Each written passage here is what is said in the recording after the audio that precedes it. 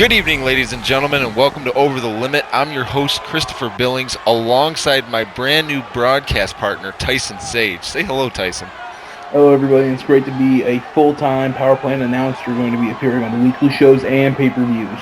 You know, and I'm so excited to have you here, and we got a whole bunch of, action in store for everybody tonight. I'm so blown away. Excited? Yeah, exactly. I'm super excited, and I can't believe, tonight is going to be mind-blowing to say the least. I mean, we've got the TPP title on the line, the tag titles, the International Championship, which is a new TPP title that's up for grabs, and we have all kinds of stuff going on tonight. And yep. And we have the first tag match up next, our opening bout. Exactly. And Die Hard. Listen, I'm only going to tell you this once, and I'm going to say it as nice as I can. I do not want anyone to interfere in tonight's main event with Saxon Moraro and Craig Hazard. If they do, they will be fired, and they will have to deal with me. Linda, you got to understand something. It's not that simple, okay? Saxon Moraro does not deserve to be the champion. Well, Die Hard, I understand. We all have our own opinions of who we want to win the main event. And it's not up to you to decide who wins the main event. And that's final. Well, wow, Melinda Guerrero just laid down the law to her own husband. Well, I mean, Die Hard's been losing sight of what's best for the company in his pursuit to shut down Moraro's career with the help of his trainees, his longtime running mates, TCO, and Melinda just made sure that, well, that's not going to happen. I can't believe that she said she would actually fire anybody who interfered in that match. But switching gears, I mean, this was announced, last week, or not even last week, 4 days ago, during our pre-show. Better days ahead. They beat the Serbians, and they earned themselves a shot at the Serbians for the tag team championships. And they're going to be going against the other tag team besides Serbians and themselves, the Native Disasters, and Better Days Ahead, which are McLeod and Frost. Yep, and then McLeod has got the longer hair, and then Frost with the shorter hair and the blondish tip right there. Exactly, and I think that this is a very solid tag team. Kent McLeod did come up a little short last week in his match, but Justin Frost picked up the win in his, which caused a little bit of an issue between the Serbians. As you'll see on as everybody saw on the pre-show, Malcolm kind of had a few words to say about Jake, and that. He wasn't too happy about the tag team match with Better Days Ahead, where Malcolm had it under control. Speaking of the words that he was saying, Malcolm had it under control, and Jake took it upon himself to tag in, and Jacob Keys right there rolled up Serbian and got the pinfall victory and put Better Days Ahead in this position right where they're at. Exactly, and now Better Days Ahead, Landon Sane and Jacob Keys, they have a great opportunity, because if they pick up the win right here, they're gonna fight later on tonight for the tag team titles against the Serbians, and the same flip side for Justin Frost and Ken McLeod. If they pick up the win, then they get to fight for the tag titles a little bit later tonight. So. And we have a stat card, and we have, of course, Better Days Ahead, they're showing that, one of the later additions to the roster, it doesn't mean anything. They're just as good and just as talented as two brothers. These guys are longtime friends. Landon Sane, like we've already discussed several times, he's more serious, no waste emotions in the ring, more cerebral, while Jacob Keys is high risk, high reward, high impact. Every move he does is meant to cause damage, but it also has a chance of backfiring, blowing up in his face and causing major damage to him. But they kind of balance each other out, and that's part of what makes them such a great team. I think that this is, and the funny thing is, like you said, the card is definitely stacked tonight. We only have 2 matches that aren't title matches tonight, and that's huge. I mean, and you're looking at one of them. Exactly. This is one of the 2 that is not a title match, and I mean, even though this isn't a title match, whoever wins this match, it becomes a title match for them. It's basically a title match to to these competitors because they have to win to get the championship. They have to win to get a shot at the championship. So these guys are looking at it as their own, they would later tonight against the Serbians. They have to win. Yeah, this is a must-win for these guys because I know I say this every week, and I think you'll agree with me because we talk about this on the pre-show, but the tag team division has really been, it's had its hiccups, but it's starting to pick up, and we're starting to see these teams starting to come out of the woodwork, and like the chocolate drops. Maybe someday they'll get to this opportunity, but tonight it's not about the chocolate drops. It's about better days ahead, McLeod, Frost, and the Serbians. Exactly, and I think that all three of these these teams have a great bright future and a big right hand there from Frost to Land Insane. But I mean, like you've said before, Land Insane, no wasted motion. He does make a couple of small errors here and there, but even when he makes that error, he very quickly catches up and picks himself up. And it's expected. I mean, we talk about him like he's a veteran, and that's just not the case. He's still young. He's still he's not green. You see, he's great in the ring, but he's green in the fact of that was a nice kick. He just knocked that guy out, and he's just kind of like, he'll make some mistakes, but I mean, everybody has to figure out the ring in their own way, and it'll take a few matches. But Land Insane, he has a bright future, whether it's with Better Days Ahead or whether he goes a different route. And see, that was a big mistake there by Justin Frost. He should have put him in Kent McLeod's corner instead of putting him in his opponent's corner. Yeah, like we always talk about, don't get cocky, pay attention, and focus on what you're doing. McLeod, or is that McLeod? That's Frost. That's Justin Frost. That's Frost. Okay, I was just making sure. I mean, these guys are great in the ring, but they gotta let us know who they are. They gotta cut some promos. They gotta make themselves known. But like I was saying, you gotta focus. You gotta, like, this is smart. You gotta keep him in your corner. Keep him out of the opposite corner, and you gotta work him over. Keep him from his partner so he can't make that tag out, and you keep a weak man in the ring. Exactly, and right now, I mean, and as you saw, McLeod, he stands at 6'7". Okay, 6'7". He picked up Jacob Keys in that belly to back, and Keys was almost 4 foot off the ground as he picked him up. And when people are watching it on TV, it just doesn't do it justice because. Oh, no, it does not at all. Ooh, did you see that big boot? Oh. And McLeod and Frost are smart here. They have the smaller man in the ring. If Land Insane was in here, these guys are brawlers. They're big guys. Frost is he can fly a little bit, but nice suplex in the floor over cover. We got 1, 2, and Keys kicks out. But I would not want to trade punches with Land Insane any day of the week, no matter how much bigger you are than him. Keys is a smart play for these two guys. It's the easiest way and the best way to get to the tag title match because he's so much smaller than them and so much easier to damage. Exactly. Like you were saying, I mean, I would not want to trade punches with Land Insane either. I mean, if you guys haven't been watching, that elbow of Land Insane, I wouldn't be surprised if it was some form of a legal elbow, although it's been defined that it isn't. But I mean, that elbow could literally kill somebody. He hit it on who was it? He hit it on. I hit it on Damian Wallace, and yes, like 2 Damian minutes. Wallace. We cut to the backstage. We cut to ourselves on commentary. Medical personnel came out and they had to bring out some smelling salt and to wake Damian Wallace up. He was knocked out cold following that rolling elbow by Land Insane. It's just vicious. And he has a couple other moves he likes to pull out, but he only does that on rare occasions. A nice double team move here with the snapmare and then the kind of a flying elbow, I guess. Yeah, he used the ropes to add a little bit of leverage, when he was leaping over, because he is a little bit of a bigger guy. So. And Frost is making a mistake. He's bringing him to the opposite side of the ring. Like, why? I know they're young, and I know they're getting used to it, but they're a tag team. You gotta be smart enough to keep them out on your side of the ring, out of their friendly corner, because now Keys has got control. Thanks to a little assist from Land Insane, and it could come back and bite Frost and McLeod right in the butt. Exactly, and that's and I couldn't agree with you more, Tyson. And I know me and you talked during the week, and like I said, I've said this several times to other people, but I enjoy having you up here with me because at least you're not sitting here saying I smell and stuff like that. At least you focus on what's actually going on, and you realize it.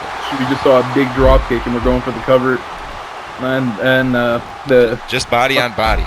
And see, that's another mistake that Frost is making. You don't want to involve Landon Sane if you don't have to, because if he hits that elbow, like, look, okay, see, he's gonna cost them the match if he doesn't. I mean, he got lucky there. Landon Sane hit one of his favorite moves, the senton splash, and Jacob Pease went to the top, and he missed his own splash. That could have been a big moment for the tag team. Could put the match in risk. Exactly, and I know you folks just saw that little camera glitch we had there, and I do apologize for that. Sometimes these satellite receivers, they do cut out once in a while. We'll do our best to work on that and prevent it from happening later on in the show or future broadcasts. But I'd have to say, and I hope that neither Frost. Oh man. Well, exactly, that raw power of McLeod, and that's what I was just getting ready to say. And I don't mean any offense to anybody. But I'd have to say that McLeod, although he didn't win his matchup last week, I think he would be the stronger of the two, match-wise. And he's just, like you saw in that full Nelson slam, Jacob Keys, he's a smaller. What is Keys doing? Is he going to try and missile drop him across oh my god. A missile drop kick across the ring. Jacob Keys, high risk, high reward, high impact moves, and McLeod, for such a big guy, is out on his feet. Exactly, and the funny part is, with Keys being so big or so small, he was able to actually still take out both of them. Yeah, both of them. And see, he just goes and slaps McLeod, and for a smaller guy, he's kind of feisty. And Keys, and he throws him right in the corner. Let's see what they have planned here. Ooh, see, this is what I love seeing. I love seeing the legitimate tag action. Look at this. Ooh, nice big boot. Ooh, right on the groin, and then a big boot. They can't be comfortable for McLeod there. Here's another one of those signature running sentons. Landon Sane told me, besides his elbow, that's one of his favorite moves to perform. Ooh, and a big mistake like that could cost you. Landon Sane, he goes to the top rope. He's not a high flyer, but he loves going to the top rope to add more impact to simpler moves. He loves doing his senton off the top rope, and like you just saw, he missed it. Oh, and a big flapjack from McLeod, but he went for that fist drop, and he missed that as well, and his hands can't be feeling good. Exactly, and this right now is a real test for McLeod because, Sane, he's not like a super huge guy, but he's technically sound. And look at this, a flurry of elbows in the corner now, he's bouncing his head just viciously. Landon Sane, he's vicious. He's ruthless, he's aggressive, he's cerebral, he's on it. And like we always say, we're kind of beating a dead horse here, but he doesn't waste anything, he's smart. He said he's got inspiration from watching Die Hard and all these other wrestlers just to add to his style, but he says his style is his own. And it's hard to understand. It's hard hitting, but it's almost beautiful in the way you watch him perform in the ring. Exactly, and that's the thing, and people that enjoy the sport, they'll realize that he may not have the most flashiest look in the world. Yes, he wears black trunks, but that doesn't matter when you pick somebody up on your shoulders like that and slam them on the back of their head. The size of McLeod, it's not a small man he just picked up, he just lifted him up and whipped him right neck first into the ground. Oh, and McLeod just turns around, gets him, walks into a nice surfboard submission here. He's working Landon Sane over. Well, see, and that's the thing. I think McLeod is just trying to hold on. He's trying to find a way. And that's the thing, and we talk about this. When you find the weakness in your opponent, you need to expose that. And Landon Sane, he's one of those guys that if you don't have a weakness, he's going to give you a weakness. And another thing, Landon Sane really doesn't have any weakness. With him, you have to make a weakness. You have to, during the match, you're going to have to clip him in the knee and, hope some damage gets done to it, work on his arm, to just do something to cause, to get something aching and then focus on that. because I mean he doesn't hurt himself. Basically, he doesn't make mistakes that often. Exactly, and this is the type of action that I love seeing because, I mean, right now McLeod, I think he realizes that he's in danger. I mean, I don't know how wise it is to tag in Frost right now. I understand that he's the fresher man of the two, but he was taking quite a pounding earlier. Oh yeah, he was in the ring with Wayne Insane. And, I mean, it's just I like both these teams. I think both these, in any day, any normal day circumstance, I think both these teams could go toe to toe with Native Disasters. But, I mean, they're beating the living crap out of each other, so I think the Native Disasters have to be sitting in the back smiling, even with all the animosity that has been stemming from what happened on the Power Plant show, this past Power Plant show with Jake costing him the matchup with his eagerness. And it's just, like, hitting each other that hard, that much, and these guys are doing it with passion. It's gonna make it hard for me to pick these guys, either of these teams as my favorite to win the tag championships later on, just because the Serbians are fresh. Exactly, and there's gonna be the fatigue factor in there, and I mean, I have all the faith in the world in every team. Lane, it's beautiful. Like it's a tag team match, but it's almost like Lane Insane is like directing all traffic. Even when Jacob Keys was in there, you can hear Lane Insane shouting suggestions as to some maneuvers he should do. He knows his partner almost better than his partner knows himself, it seems. Like, he's just a student of the game. And you know, that's a good way to be, and now we're starting to see the tag team chemistry between Frost and McLeod that they should have been showing at the beginning of the match there. Lane Insane fighting him off still. In a big kick, he's fighting both men off, and it's impressive to watch, but he just got caught there by McLeod. It's hard to fight two professional men off, and he was doing it, and he still is. It was a great little sequence there where he was fighting them off. Exactly, and you know, like we saw that kind of missed kick by Landon Sane there, and like we said, you know, he's still a little young. He's going to make a few, you know, minor mistakes, and that was just one of those small mistakes. But that Irish whip to the corner was no mistake about it. Oh, he put McLeod, and another mistake. We've seen this before, and well, I mean, it would be a mistake if Frost was smart enough to capitalize on it. And oh my God, did you see that? And then Keys goes to the top, 450. Oh my God! Into the cover here. One, two, three, and we now know that Better Days Ahead is going to fight later on tonight. The referee thought about admonishing, telling Keys and McLeod across. I can't remember, it's just so fast to get it back into their corner, and he just decided to let it pass and counted the 3 count after that nasty combination, the rolling elbow right into the 450. I think that McLeod was out from that elbow. I think that would have been game over right there because they just wanted to make sure. Oh yeah, and you know, and I'm not even trying to take anything away from Better Days Ahead. But we do have to change gears because up next, the Power Plant is welcoming its brand new championship, the International Championship. The International Championship, it was a brainchild of Melinda Guerrero's and myself, Die Hard. He actually loved the idea. He's not too fond of new ideas, new things, but he loved the idea of the International Championship, and we have it here in this next matchup. It's on the line. Yeah, and I know Dyer said he didn't think that Brick Wall or Explicit should get that title, but I think that, you know, it's going to be in a good spot. I disagree entirely. I think both men, Brick Wall has a history, Explicit has a history. They've both performed well.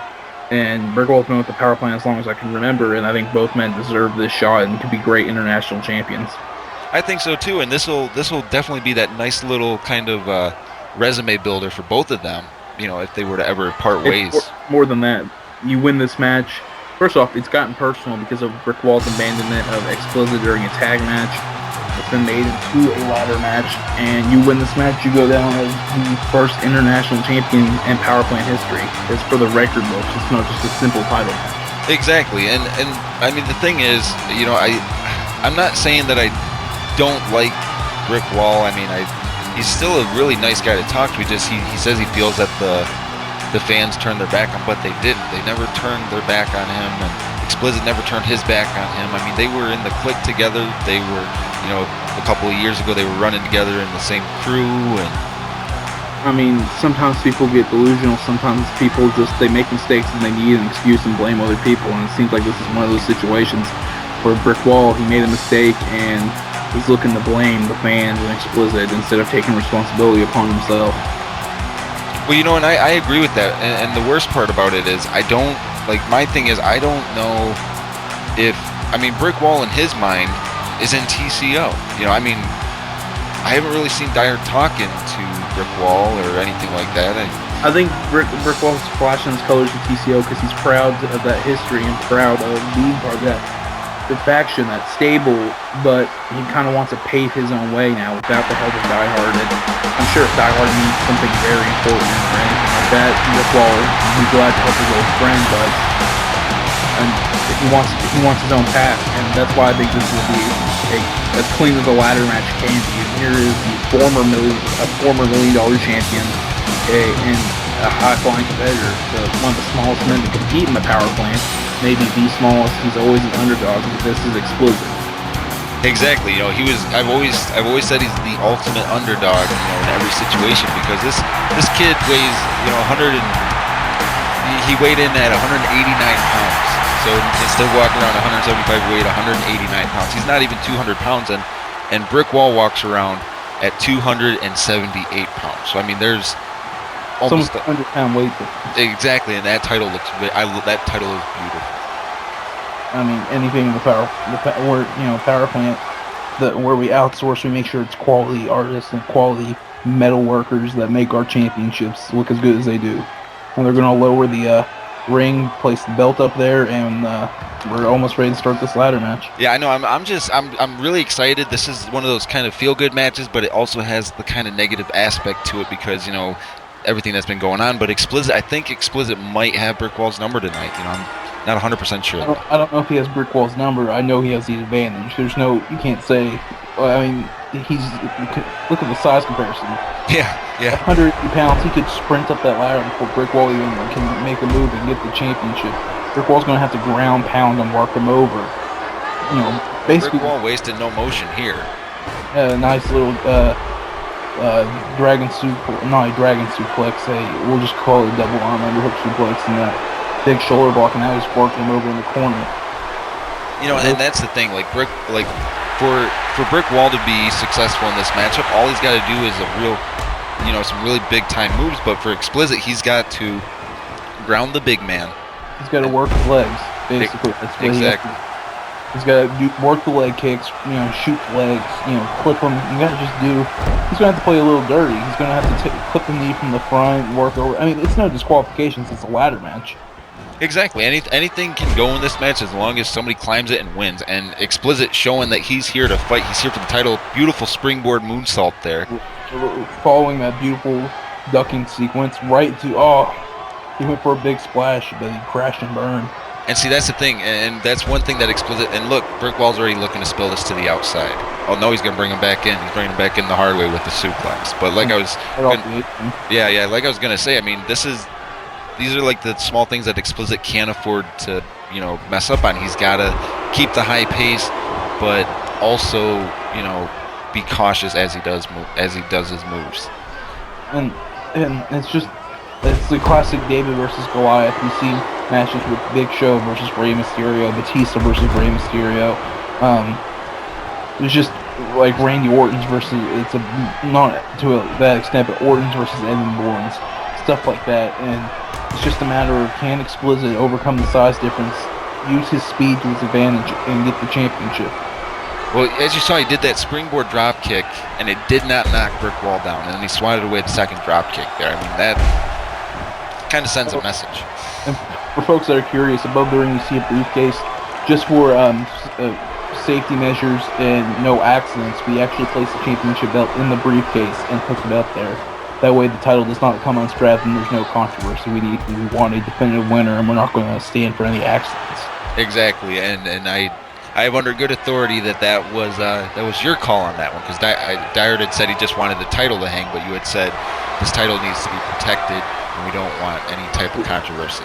we've seen it in the past before, whether it's one of the big companies or whether it's just, there's accidents happen, like stuff comes unbuckled, stuff like that, and we wanted to be 100% sure. I've never seen a briefcase come loose unless a man was going after it, so I suggested this idea. Melinda liked it.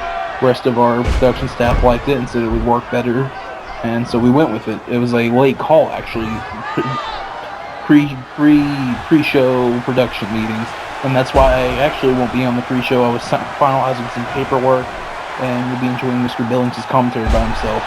Exactly, and so for those of you that did catch the pre-show, you're only going to see me, of course, but that's okay. It's all in good stuff, and I know that 2013 is going to be a big year. This is a great way for the power plant to end the year of 2012. We crown all our new champions. We get a fresh start going in. After this will be the breakdown match, so we'll have our number one contender for Collision after that, and who knows what's going to happen. Exactly, and right now though, Brickwall, he started slowing it down a little bit, but like a firecracker, Explicit just picking it back up. He's spontaneously combusting. He came out of nowhere and just exploded with the speed, and he throws Brickwall to the ground. Another moonsault, and catches him. And these men, they're keeping it in the ring, and it's beautiful what they're working and how they're working this match. They're solving it themselves and working their opponent down until, I guess, I say that and it changes. They were working their opponent down themselves before bringing in ladders and stuff to go for the belt, but Brickwall, I guess he feels he needs the ladder to start working over Explicit. Well, now Explicit, look at this beautiful shining whip. Did you see the force of his foot? He domed him. He just smacked his foot right over the side of Brickwall's head, and Brickwall might be out.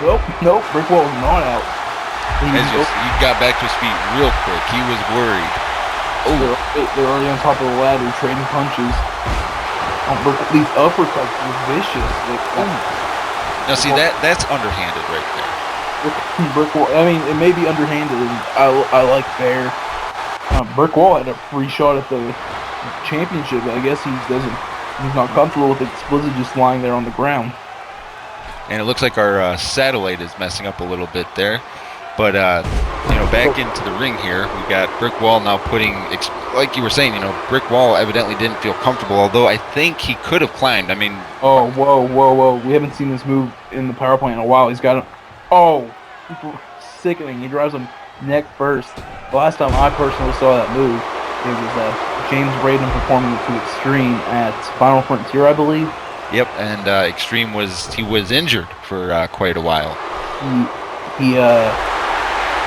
The driller out of no. That's the thing. Like with Brickwall, that move can come out of nowhere. Like you saw at last year's Collision in the tag team championship match. Cimararo, he was getting ready to set up for a move in the corner. Brickwall countered, ran off the ropes, and drilled him with the driller. Brickwall just cannot seem to keep it. There we go. He's got his hands on the No. He slipped.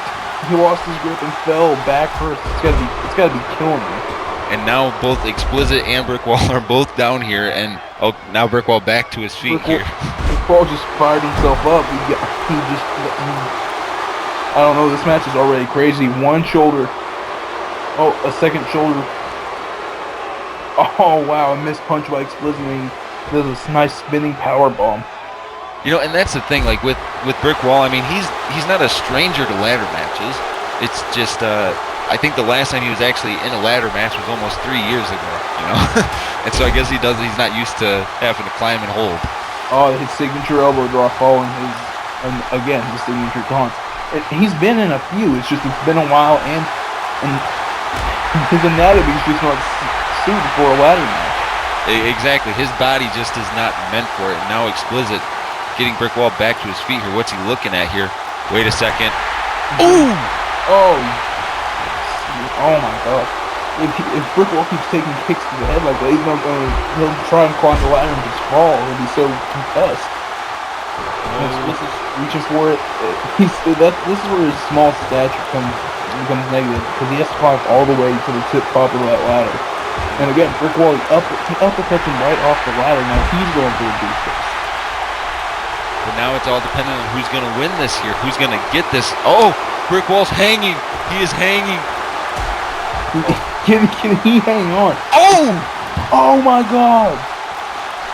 He probably almost got frustrated, but he used what strength he had and flung Brick Wall backwards right onto the ladder, and then shoulder tackles him right out of the ring. No guts, no glory, Sage. No guts, no glory. That was.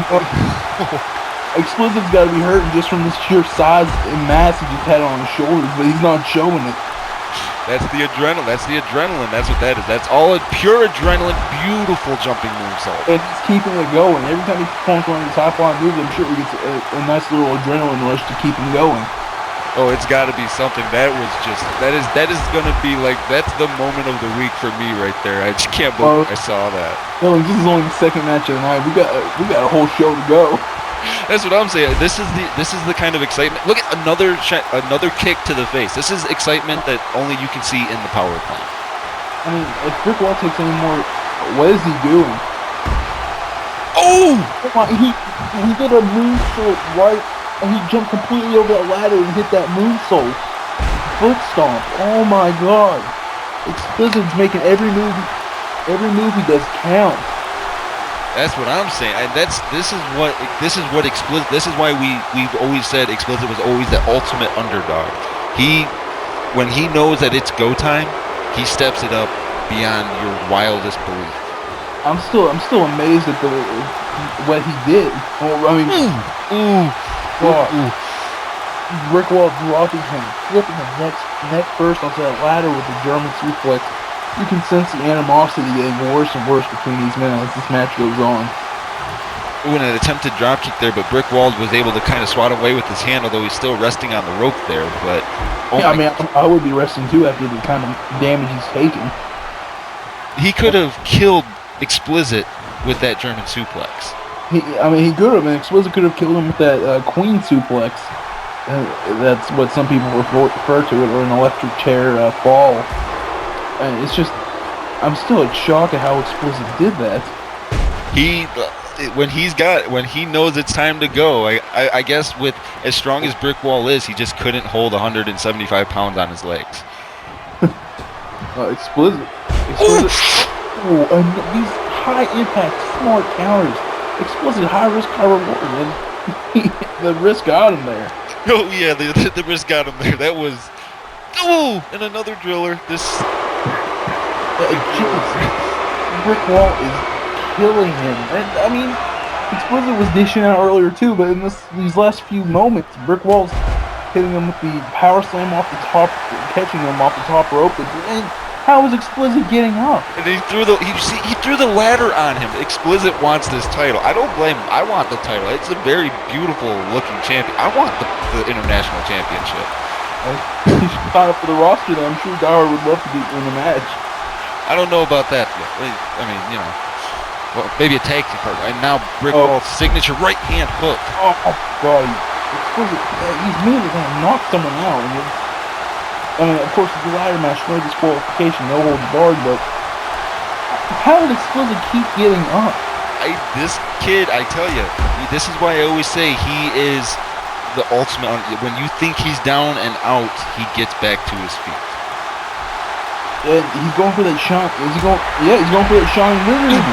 Another kick to the head. Like you said, somebody's going to get knocked out, and now again, Explicit waking him up. He's saying he's going to put him to sleep this time. Oh my! That's like 6 quick kicks straight to the head. And now Explicit moving the proverbial furniture around, setting up that ladder there. He's getting in position.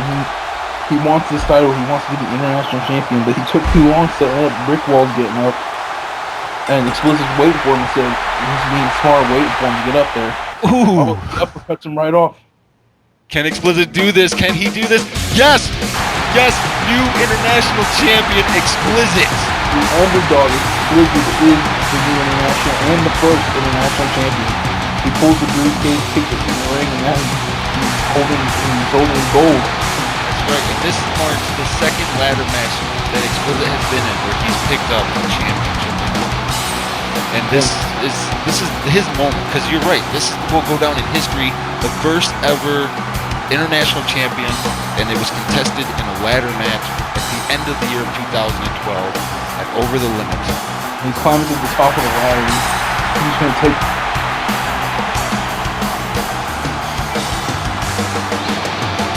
Most comfortable up there. I think he gets a little nervous being grounded. He loves being up in the air in a position where he can fly. Exactly, and congratulations goes out to Explicit tonight, and turning to we can brush over this. I mean, yeah. I mean, this is an awesome match for the international champion, new champion. Congratulations, Explicit. We'll see you next week. We don't want to overshadow you, but up next is a big match, big time match. And this one has been brewing for about a month straight, and it's going to be Monroe versus Jordan Moore squaring off in a false count anywhere matchup, which is going to be super huge. So I guess just sit back, relax, and enjoy this little package that our production crew put together, and we'll be Alexander Monroe, almost as if he's a mercenary of sorts. No obstacle is too big.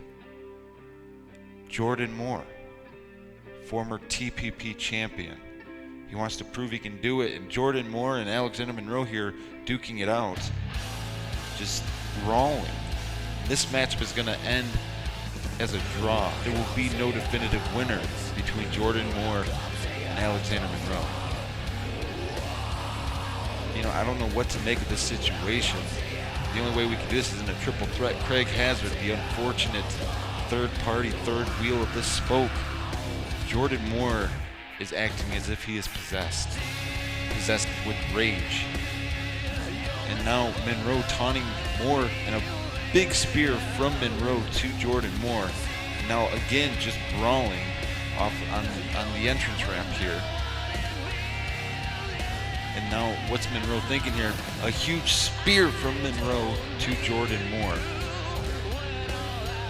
And now Die Hard saying that they're unable to compete, and Monroe there just wheeled Jordan Moore.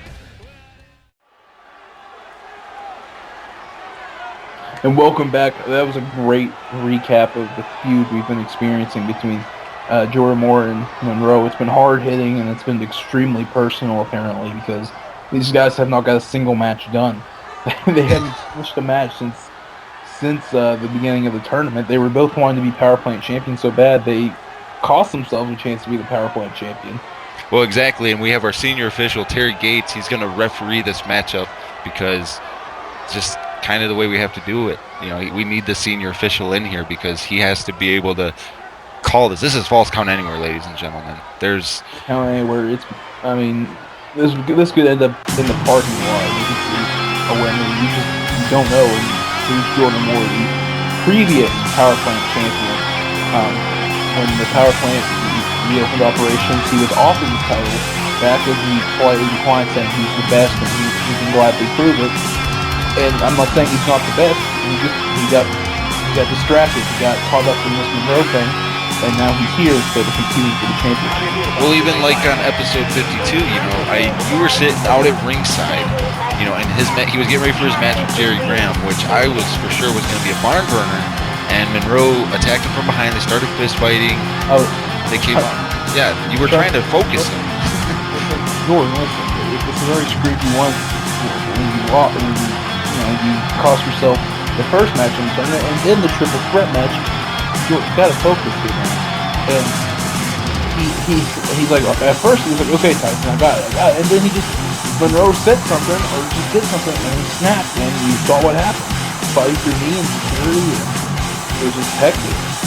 I mean, in a way, I'm really happy that Die Hard sanctioned this match and that Melinda okayed it, but in a way, I'm not. Because we're in danger. Exactly, that's the thing. I mean, we are physically in danger right now. We're on the front lines. I'm not scared because I'm a former wrestler. You're kind of small. I'd be concerned if I was Christopher Jones right now.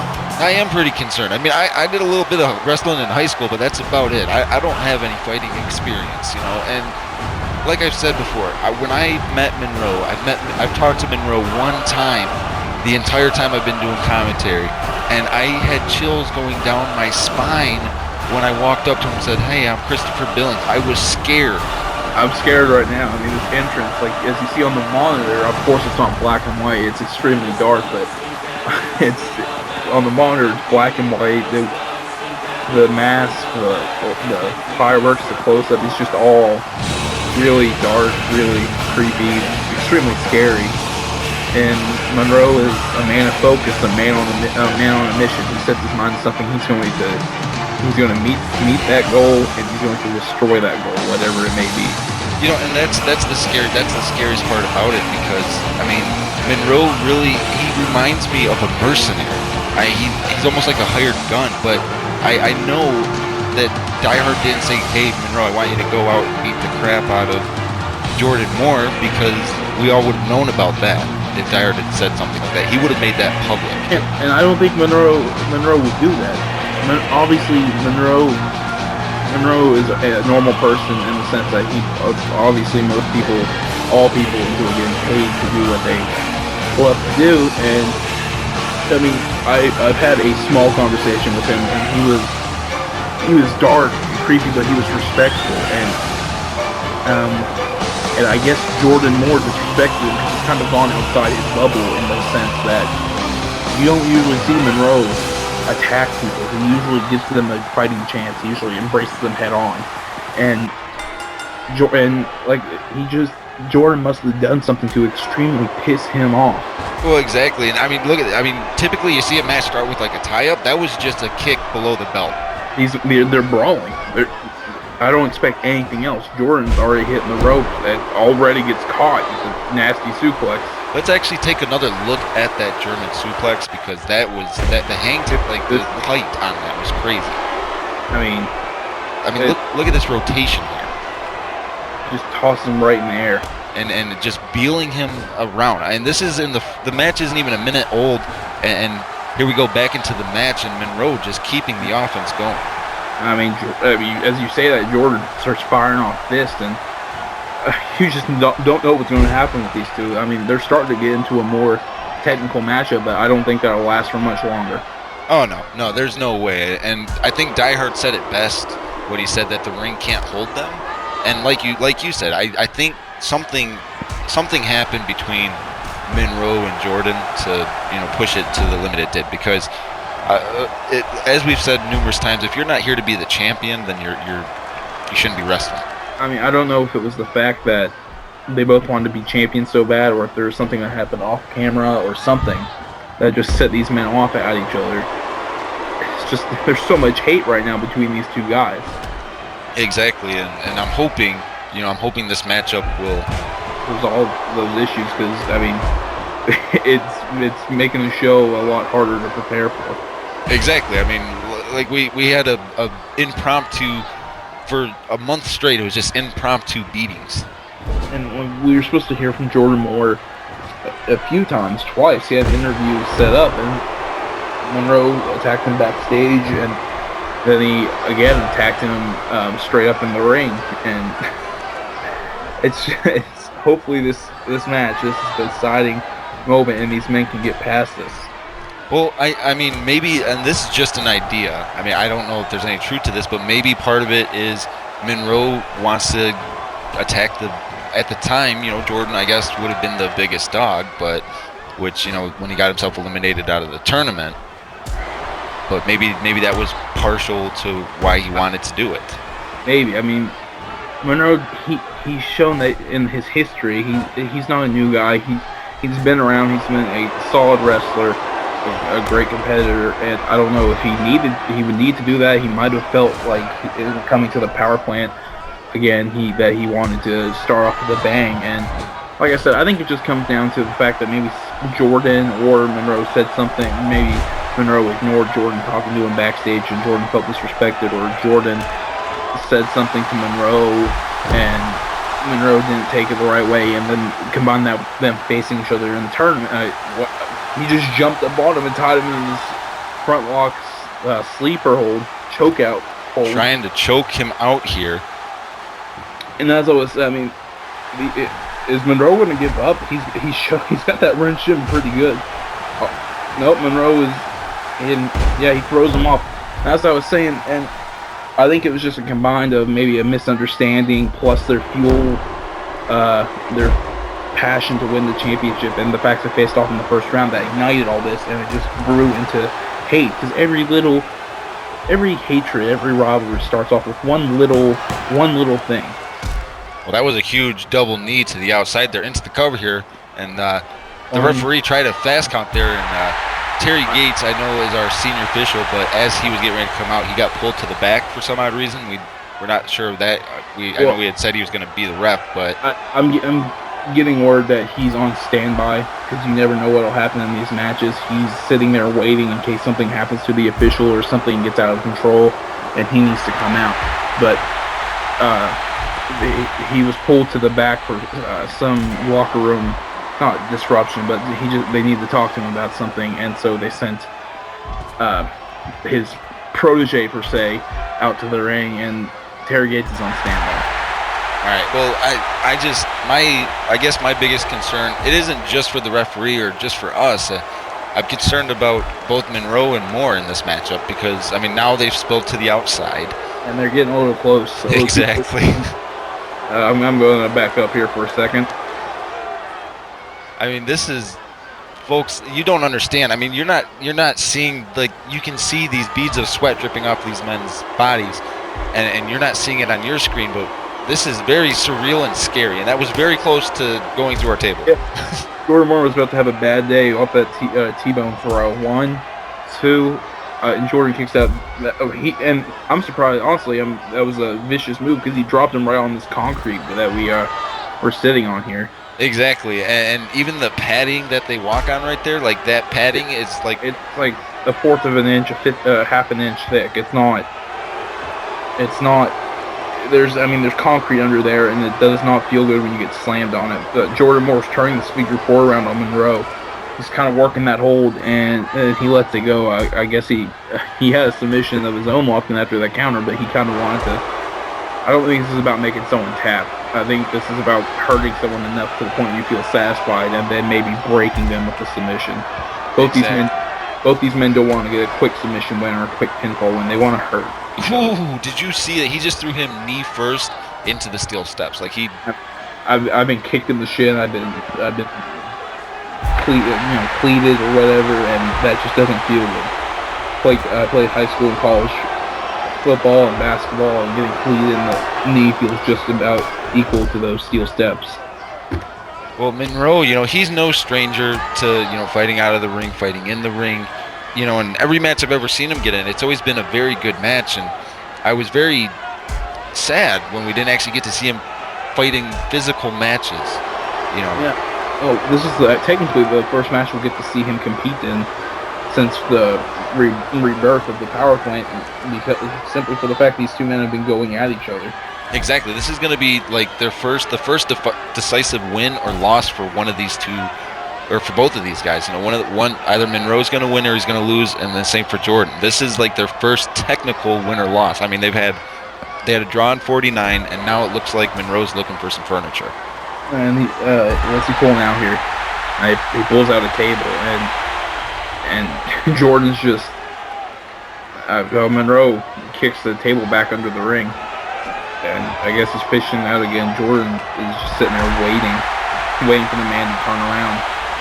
Oh, and there we go, big German suplex. That seems to be the favorite move in this match for both men. They're smacking their heads off the ground, pulling them back. And Jordan tosses the table into the ring and climbs to the top rope. He leaps up. Oh, and he caught him with the corner of his elbow there, and it staggered Monroe. Kind of grazed him, but it wasn't full impact, thus Monroe staying on his feet. And now Moore gets a little bit of revenge there. He whipped him that's not comfortable. And now he's working over the legs still. That's painful. I mean, it's steel meeting flesh and bone. Exactly, and I mean, these things like this, when you think of like the top guys of a company, I put Monroe up there. I put Jordan Moore up there. Jordan Moore, the former he's the guy that kind of solidified retiring Die Hard in a sense. I mean, of course, Die Hard never had an official retirement match, but his last big match was against Jordan. His last, he lost his championship to Jordan Moore.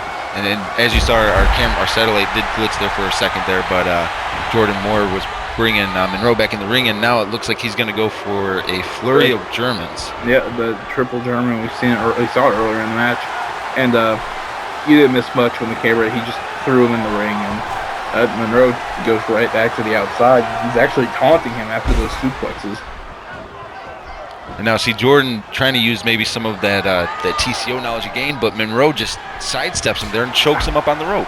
Outsmarting him. And Jordan's dazed, but he tried to spear him, and then Monroe tried to take him out with a flip, and he raised Jordan more and he staggered him, but nothing. See, these men aren't like they're doing obviously they're great competitors. They're just I think they're just so fueled with rage at each other they can't 100% focus and get their moves off correctly. Exactly. Well, I think they headbutted each other on that one. I think when Monroe leaped over for that rope flip, I think they headbutted each other, and I think that's why Jordan stayed standing. I would not doubt that at all. And a big running boot in the corner there from Jordan to Monroe, and now Jordan trying to, I guess capture. He needs, like you were saying earlier, he needs to focus if he wants to do. And see, now he's starting to focus a little bit, and he's getting ready to maybe shut this down. Eating the ground to focus, and a big RKO. That's Jordan's go-to move. That's how he puts away everybody. He's going for the cover. 1, 2. Only a 1. Oh, wow! I was expecting a 2. I got a little overzealous with my commentary there. It's things like that. Like now, Jordan needs to be thinking to himself, "What's it going to take here?" And it's the cover again. 1, 2. Here we. Oh, that was a 2 count. We had a 2 count there. And, I mean, these guys. Jordan, I think, is starting to realize that it can't be about rage. It has to be about winning the match, and that's why he keeps. That's why he keeps on the assault and keeps going for covers. But now Monroe is going for a cover. 2. Almost a 3, but that headbutt that Monroe just did, that was very, very devastating, and I just can't believe. And now Monroe, locking in this anaconda vice, which you can pass out from this maneuver, folks. If you don't know that, you can pass out from that. And now Monroe getting on the offensive against Jordan here, a side Russian leg sweep, just taking his time here, dropping a jumping knee there. What is Monroe thinking here? Nope, Jordan counters from the ground, drop kick into the corner. What is Jordan? No, Jordan, big boot to the corner. And this, this matchup just went from like being an 8 or a 9 to being a 12. And Jordan, a huge miscalculation there. He went to the top rope for that moonsault, and he missed it, and he's hurting. And it was, I would be hurting too after crashing and burning after a move like that. Exactly, but Jordan did get back up to his feet, trying to keep on the offensive. But it comes to mind, the question comes to mind: what can you do to put this? What do you got to do to put this guy away? That's got to be going through the mind of Monroe. It's got to be going through the mind of Jordan, because they're dishing out the pain right now. And another jumping knee drop right there from Monroe to Jordan Moore. And it's hard hitting. There's nothing pretty about it. These men want to hurt each other. Well, exactly, and it's a very slow, dictated pace during this matchup. It's not like a whole bunch of super flashy moves, and now Monroe's got the table. Table right to the abdomen there of Jordan Moore. Driving right in his chest. But Jordan trying to stay on the offensive, but Monroe again able to shut him down. He caught the leg and tripped him over, and he's got him in a figure 4 once again. I don't know if he's trying to cripple Jordan or if he's just trying to make it hard for him to walk so they can finish him off and win this match. It's just Monroe doesn't like Jordan. He's hurting, causing him as much pain as he can. But again, Jordan, like he did on the outside, countering it and putting pressure on the leg himself. And that's the thing. Like Jordan is a very wise in-ring competitor. He's got years of experience, but so does Monroe. I mean, Monroe's been wrestling since he was, I think, 18 or 19 years old, so he has years of knowledge as well. And I don't know, I wonder what's going to happen with this. Oh, and a big kick there from Jordan. Jordan keeping himself from getting put through the table. Big RKO, and he probably shattered the table with the RKO. It's a big move. 1, 2. Oh, man, it was close. And he got RKO essentially through the table. And now Jordan going to the outside here. See Jordan. Oh, big double knee. I don't know what to call that. Yeah, it's a flying. He's flying double knee. I mean, that's what you have to call it. It's just amazing from Jordan, a man his size. Exactly. And did you see the height and the distance he got on that flying knee to the outside? I mean, he went like 8 feet. Jordan was almost up the ramp when he hit it, and now Jordan's brawling up the ramp. A big clothesline right there. Now, see, this is shades of what happened on 49, and this is what I don't want to see. In the triple threats. This is dangerous. It's dangerous, but it's better than them being over here. That is true. It's a lot better than being over here. And as you see, I mean, they're just going up this ramp here. If these guys are going to be crazy enough to fight on the outside their whole match and brawl like this, then they better do it away from me. And after that big spin kick, we got to cover 1. No, just a 1 count. Only a 1 count. Jordan backing away there. He saw that kick coming from Monroe, and he was able to back away, get a little bit of separation. I know that Jordan did a little bit of MMA training, and I know that Monroe was pretty active within the MMA thing. There's a lot of guys in the power plant now that are getting involved with the mixed martial arts, and I don't know. I wonder now, because this is a very dangerous situation for both of these guys. Big German suplex. You gotta realize that isn't padding. It's just pure steel that he's getting suplexed on. Every move, every slam is just 10 times worse on that ramp. Yeah, the only form of protection there is just a coat of paint. It's just black paint. I mean, it's obviously Jordan's not 100% after that move, but Monroe's been getting consistently punched in the face all the way up this ramp. They've been brawling for about 2 or 3 minutes up this ramp, and they're getting to the top of the stage. Ooh. And see, that's the thing, folks. When the higher up you get on the stage, the colder the steel gets. Into the cover here. 1, 2, only a 2 count. And any slam, any suplex, any move at this point on this area, on that ice cold steel can end the match. You can see, even a move like that doesn't just affect the leg; it affects the back where you land. And one thing that you guys don't see, because they did a very good job when they were painting this, but they're metal tiles. They're separated, and they're like 80 pounds each. Oh, dude, he's dropping him dead weight onto the steel. I mean, one of those is vicious enough with how high he lifts, and Monroe might be out. No, Monroe just... I don't think he took too kindly to being viciously slammed. Big Gordon getting offensive here. Yeah, right off the uppercut. I mean, these guys, I think they're running on borrowed time. After this match, if either one of these men, that backbreaker every time makes me sick. I mean, it's just so vicious. We got 1, 2. Only a 2 count. These guys, they're trying to hurt each other.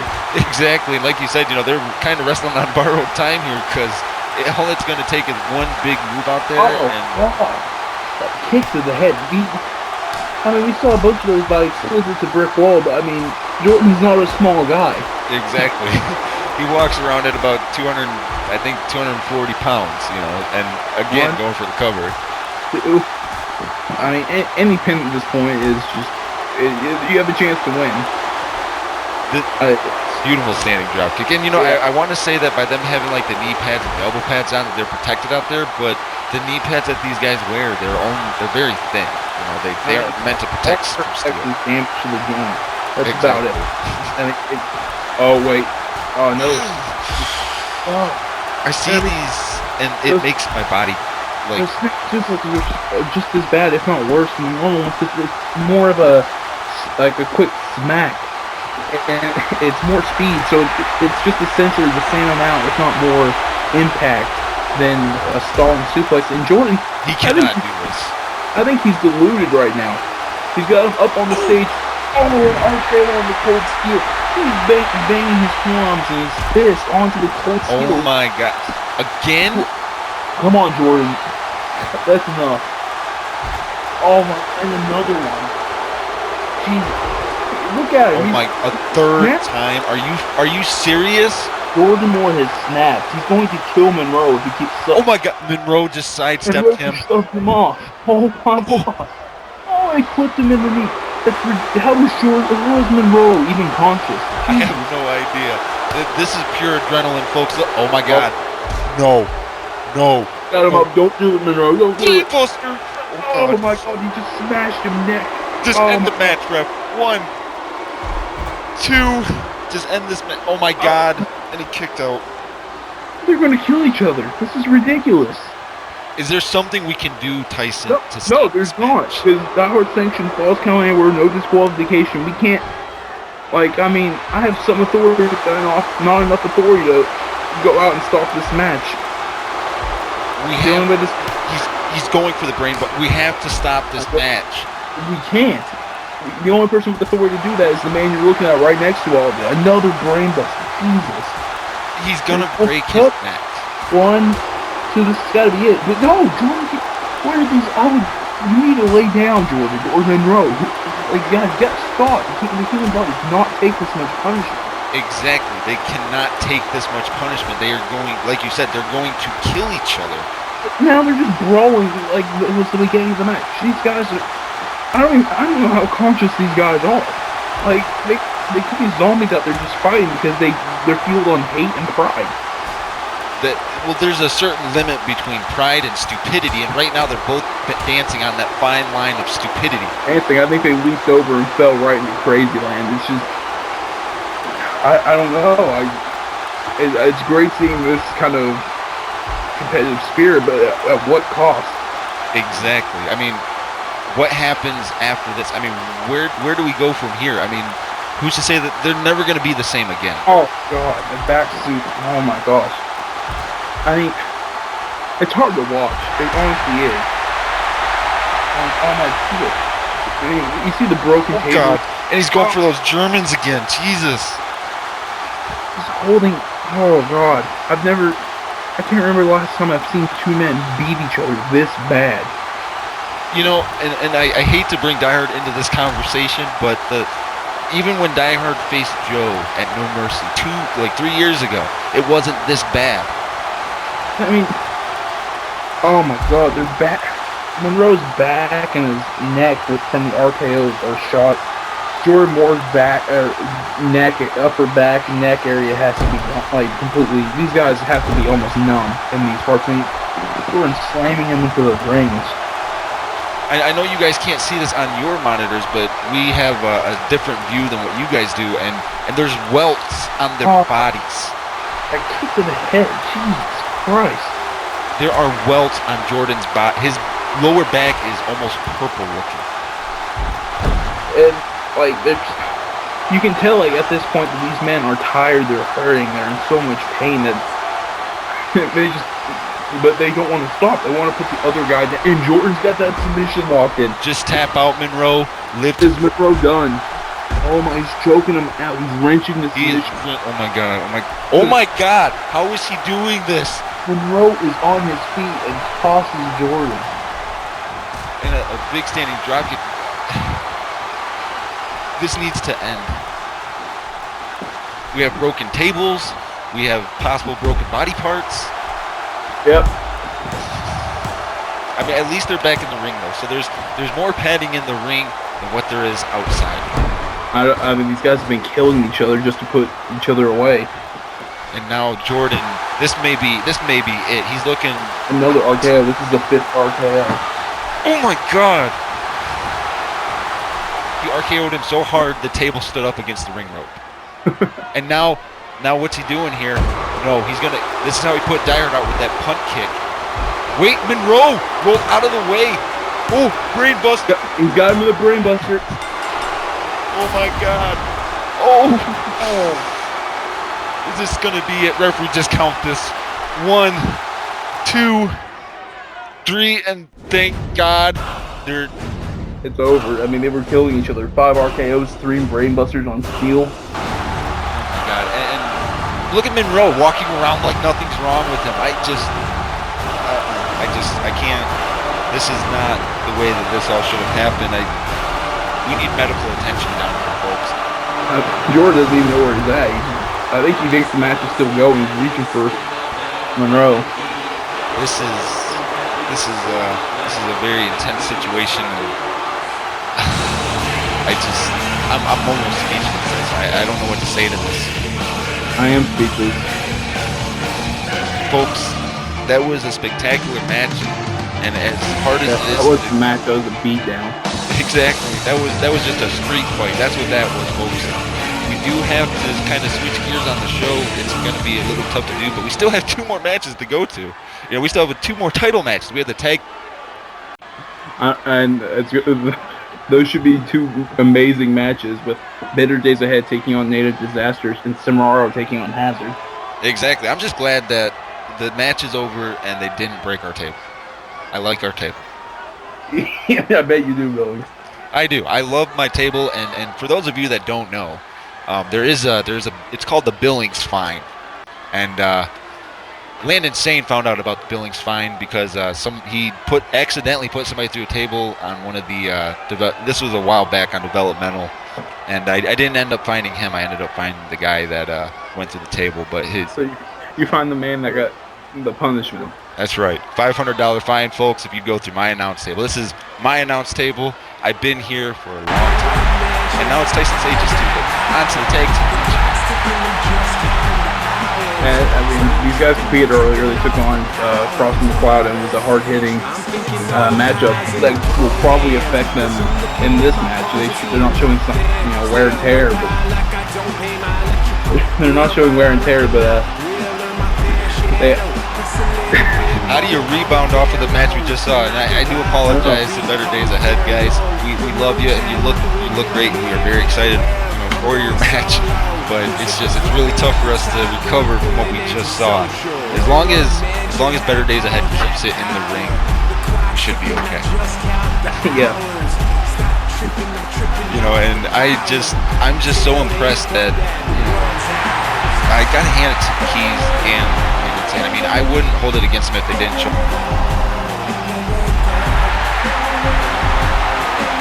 It looks like our satellite is glitching there for a quick moment. It's not like the same thing they've ever seen these guys come to the ring one. Exactly. And then, what can't we say about the Native Disasters? They have literally, they're trying everything they can to win, but they had Malcolm picked up a win last week, and then Jake suffered Jake suffered a loss on 51, and then in the tag match they both lost. It's just been a tough, couple of weeks for these two. So Malcolm wasn't too happy, but and I gotta say, I didn't mean to cut you off, Tyson, but these guys, they've had, like I said, they've been having a really tough couple of weeks. I mean, Malcolm had the match under control, and Jake tagged himself in and ran in, and Keys took advantage of his eagerness and rolled him up with a victory. It was a really good roll-up he did, and I'm excited to. This is a great opportunity for both of these teams because we're going to crown new tag team champions. Yep, and of course, championship match. When it's not a non-stipulation match, we have, I think it's 60 minutes. It will give you the timer on the corner, and I'm sure this match won't go 60 minutes, but I'm sure it'll be competitive as we start off with the tie-up. And Jake there with that elbow, right to the back of the head, the back of the neck there, and just, trying to. The Serbians have the Native Disasters have a definite advantage, like you were saying earlier, because they're fresh. And yeah, I mean, it wouldn't be so much an advantage if the first match wasn't so brutal. It wasn't brutal as in like what we just saw with Monroe and Moore. It was brutal in that,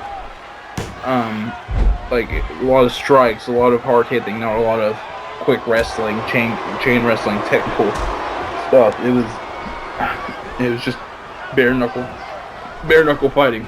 Exactly, and I mean now Jake Serbian, mounting some offense, a beautiful Samoan drop there to Jacob Keys right on that lower back, and Keys getting back to his feet into a big shoulder block from Jake.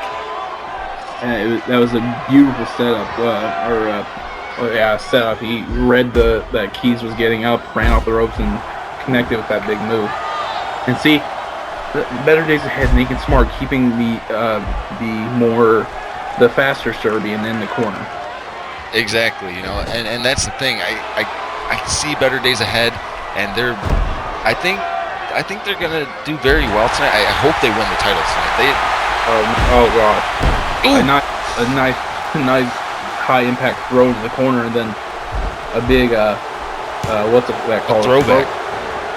Yeah, throwback. Gonna cover. And two, and his brother Malcolm broke up the pinfall. And see, this is what we were talking about with Landon saying he's always high impact, no wasted motion here. Look at that. Ropes with a nice counter, tilt-a-whirl backbreaker. This is what I love to. I mean, this is definite intensity, but you know, for better days ahead, they both need to be careful. You know, like say slipped a little bit, probably some side effects of the match earlier.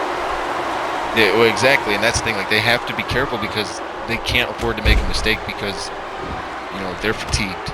They're tired. They're hurting, and the Serbians are fresh. They may have a little communication problem, but it's nothing.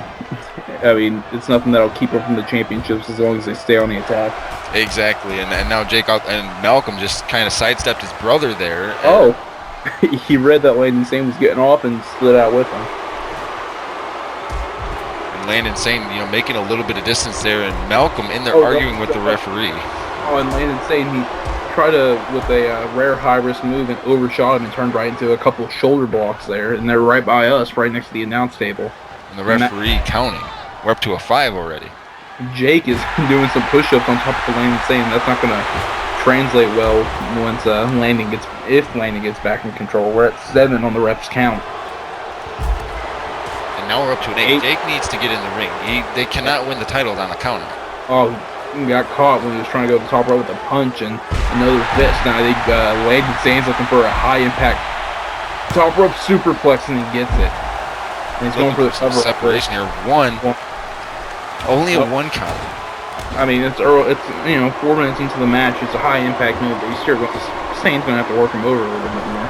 Oh yeah, and now Sane off the ropes there again, and then again off the ropes, and a big back, kind of rotating, jumping back elbow. Corkscrew elbow, and just an elbow draw. This particular Serbian, Jake Serbian, is working over the legs with these leg kicks very well. We've yet to see Malcolm in this matchup, and that might be something that Jake wants to look into. Oh my God, the rolling elbow already. He's going for the cover. 1, 2. Only a 2 count. I think Lance was playing with. Oh no, the referee I think was distracted and was slowing his count because he couldn't tell if his shoulders were up because he couldn't see between Keys and Malcolm.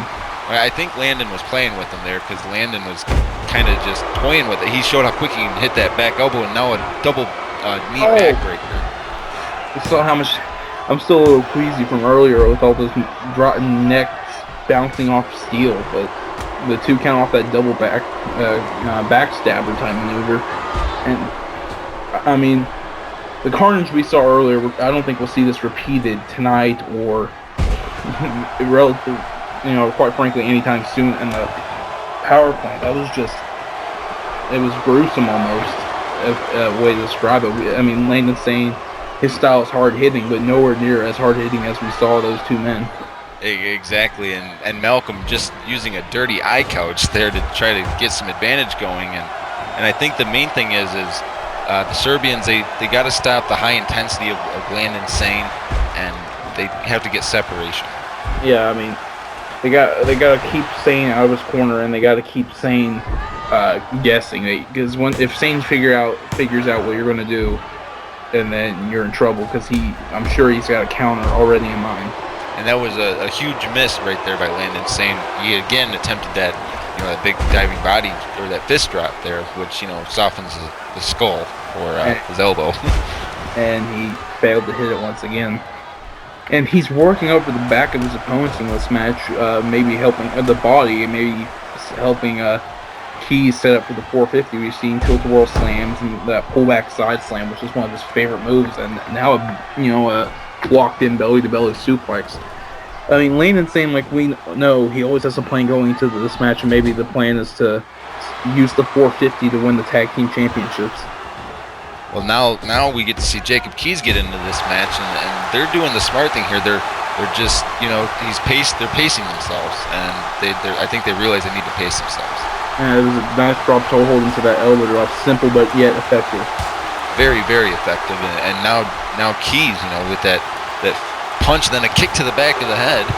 Nice. That's nice. He squared up the skull and just swung with the leg, and obviously knocked him right to the mat. And this is what I love seeing. I love seeing matches that are high intensity. Nice stalling suplex by Malcolm there. He kept the smaller keys in the air for a decent amount of time, causing a little more impact when he hit. Now he's got that surfboard stretch knee right in the swell of the back, pulling both arms, working that over on Keys. But Keys flips him over.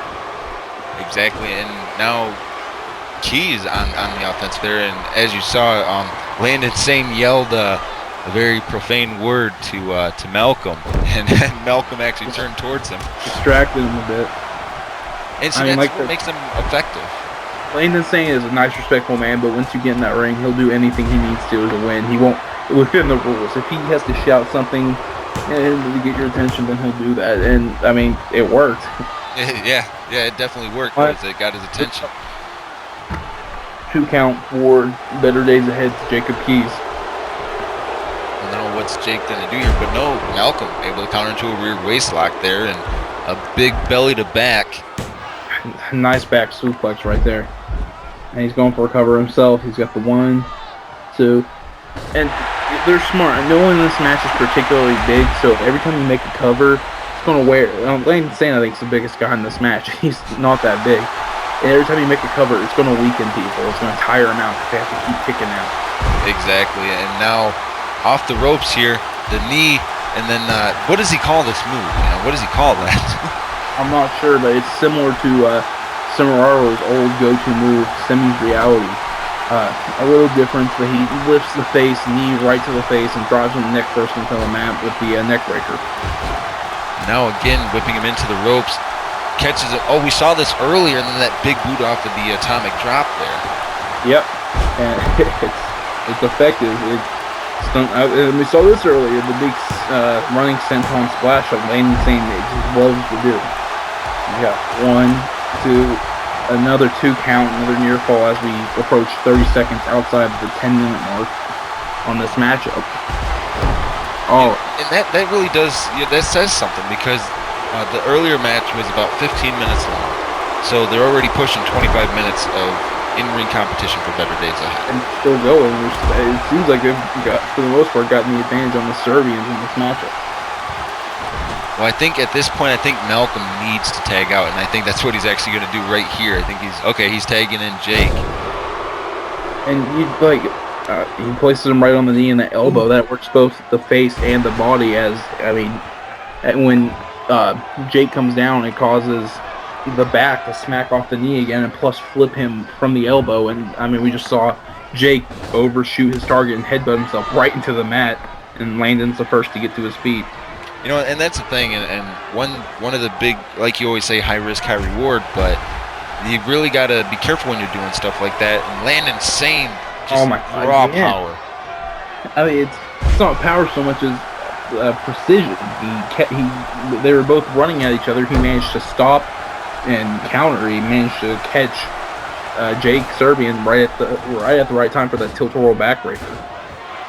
I'd have to say that Landon Sane is probably one of my favorites in the power plant, just because he's almost like I said, he's a perfectionist.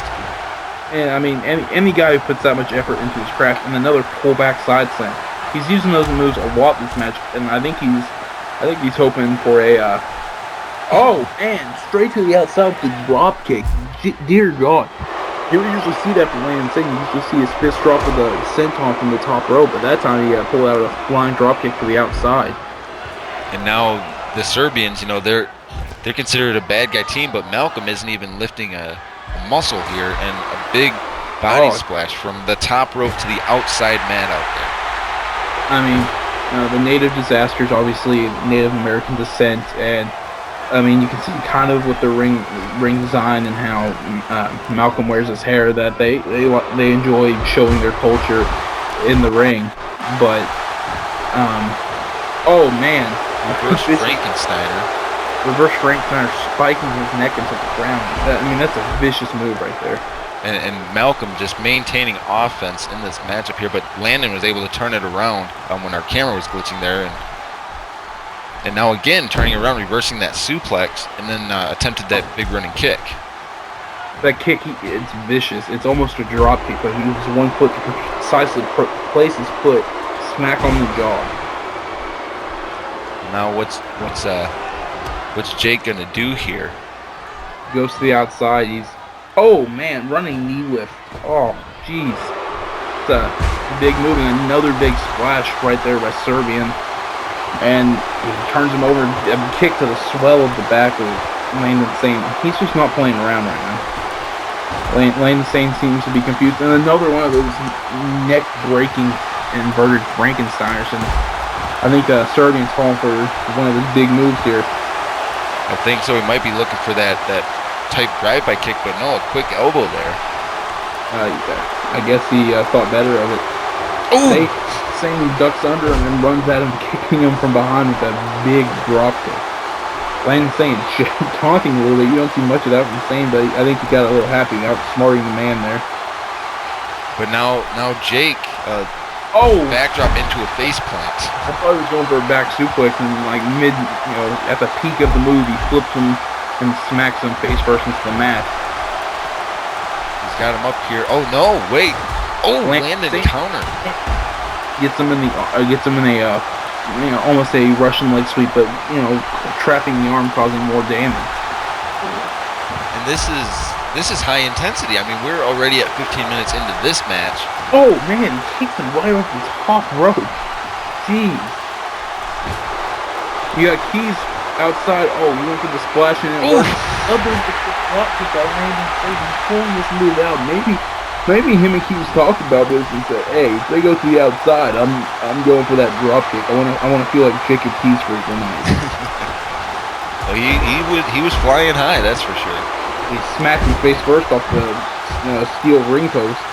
That was Landon Sane trying to get the officials' attention. I don't know what he's planning. Maybe the clothesline or. But he was going for that clothesline he likes to do, but he got caught with his shoulder block. And he's working over that. Serbian was working over that arm with those knees, and then that vicious torpedo-like drop kick to the side of Landon Sane's head. Now he leaps over him. Again, he leaps over him, and he leaps over Landon a third time, but Landon caught himself there. No, he wasn't going to let it happen again, and now he got caught with the leg kicks, and those things. Oh, the rolling elbow! The rolling elbow out of nowhere. Landon Sane might have just knocked him out, and I think Keys was going for the 450, but the referee wasn't going to allow. We saw it earlier, and this time around he just wasn't having any of it. And a vicious DT. Serbian's got to be out on his feet. There's just no way that after that nice elbow right there that Serbian's going. But I think Landon Sane gave him a wake-up call. Serbian, I think, went for a rolling elbow of his own. And again, Serbian again got caught, and jeez, that's 2 times in a row that we've seen. Keys got tagged in. Wait, Keys going to the top rope. He might be looking for it. 450 splash. This might be it. Hooks the legs. 1, 2. Malcolm getting in, and Landon cut him off just as he was getting in there. And as you saw, Malcolm was holding his groinal area. I don't think he potentially hit him there, but new tag team champs. Better days ahead, and I mean, if you get hit by a rolling elbow, one, you're going to be out anyway, but add a 450 on top of it, there's not much you're going to do other than just lay there and let the referee count.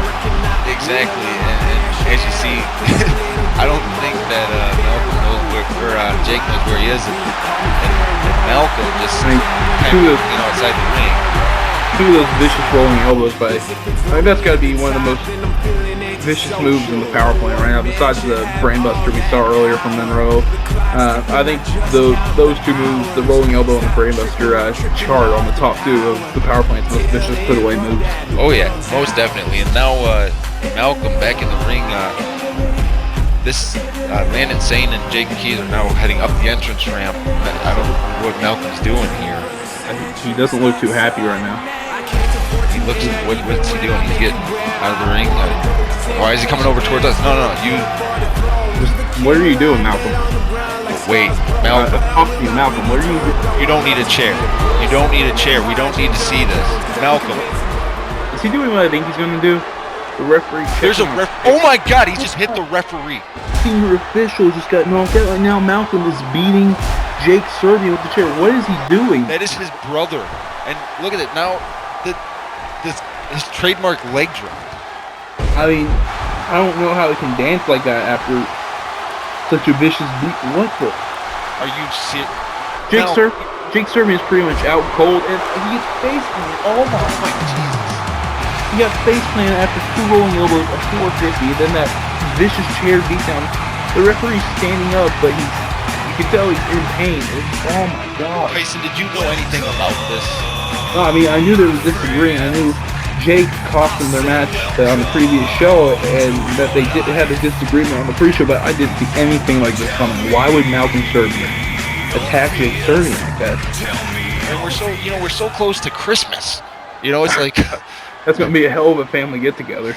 Oh, geez, and folks, I'm lost for words. I mean, we're getting ready to head into our main event, and you can't be at a loss for words now. It's the biggest time of the show, and honestly, it's the main event, the Power Plant Championship. Semirara, a one-time Power Plant former champion, and Hazard, one of the best in-ring technicians that this company has seen. Exactly, and the way that both of these young men, have pushed themselves through this tournament, and there's no, I talked to Craig Hazard earlier this week, and I talked to Zach earlier this week, and neither one of them said anything negative about the other one. They both were like, the better man will win tonight. I know, and here we go, Craig Hazard. Sporting a new look. And as you said, Hazard has a new look, sporting off, instead of jeans as he usually does, in chain, wrestling trunks. And a nice new shirt for him. He's got a nice whole new getup right there. Well, this is the big time matchup for Craig Hazard. So I think it's his first shot at the Power Plant Championship. It is, and I think it's been a long time coming, and I think that this is a well-deserved opportunity, and I'm really happy that he earned his. I mean, regardless of what happened with Jordan and Monroe, he beat Jerry Graham, the last guy that died on train. I mean, he still beat a star-worthy opponent. I personally think he can go toe-to-toe with some of ours. He can go toe-to-toe with some of the best. It's just a matter of whether he could get there. And here we saw an interview with him earlier, and here he is, a former Power Plant champion. As a matter of fact, he was a champion 2 men ago, before Die Hard and Jordan the last 2 times, and sporting the Batman attire. He's definitely sporting the Batman. He's a big comic book fan. I sat and chatted about him with him. He's supposed to be a Marvel guy, but he does really like Batman from DC comics. If you don't know, comics like Spider-Man, Iron Man, Captain America, those are a separate universe almost than DC and Batman. And the cool part is like when we got notice that the Power Plant was relaunching, we were told that all the titles were going to be remade, and so for either Semirara or for Craig Hazard, this is like getting a whole brand new championship because it looks totally different. They'll be the first men to hold this particular physical championship belt. Obviously not the first Power Plant champion in history. That's Die Hard. Is that Die Hard? Yep, that was that. Die Hard was the first Power Plant champion in history, but they are going to be the first man to hold this particular championship belt. Exactly, and I can't imagine this match going between any 2 other competitors. I mean, if you just watch the tournament, and as you see the new championship belt, Power Plant championship belt in the hands of the official, and raising it, showing it to the fans, you see Semirara, you see Craig Hazard lined up against each other. I mean, these 2 are the most impressive in the tournament, and that's why they're here. Here we go, a little bit of a stare down, and Zach Semirara with the big right hand and then a standing drop kick. Hey, he's not playing around. I mean, like you said earlier in the show, or early on, that these 2 didn't have any bad things to say about each other. It was just both of them want the Power Plant championship. Nice counter though by Semirara. Exactly, and like you said, it's not. There's no animosity. It's just competition. This is It's business. exactly, and that's why I really enjoyed my interview I had with Zach Cimararo. You know, and if you haven't had a chance to go check that out, you're going to want to check that out, as well as the one with Jamal Johnson. That was a nice bulldog sequence right there, whipping him into the corner, and then Cimararo has really developed a love for those leg drops. We see him. One of his favorite combinations is that scoop slam into that running leg drop, and he's talked about incorporating more of that and more leg drops into his arsenal, even though he's got so many. Exactly, and as you saw, I mean, that beautiful power slam a few moments ago by Cimararo, and now, you know, Craig Hazard trying to keep on the offensive, and a nice Japanese arm drag, another one, a little flavor from some of his wrestling background, and a third arm drag, and then a nice clothesline right there. I mean, Cimararo right back to his feet, but it was still an impressive sequence by Hazard. Exactly, and now Craig Hazard, you know, in that side wrist lock, what's he going to do here? Switches positions to a side headlock. Rear waist lock right there. And Cimararo gets him to a wrist lock and then a front face lock. This is just nice chain wrestling, but Cimararo gets off a snap suplex.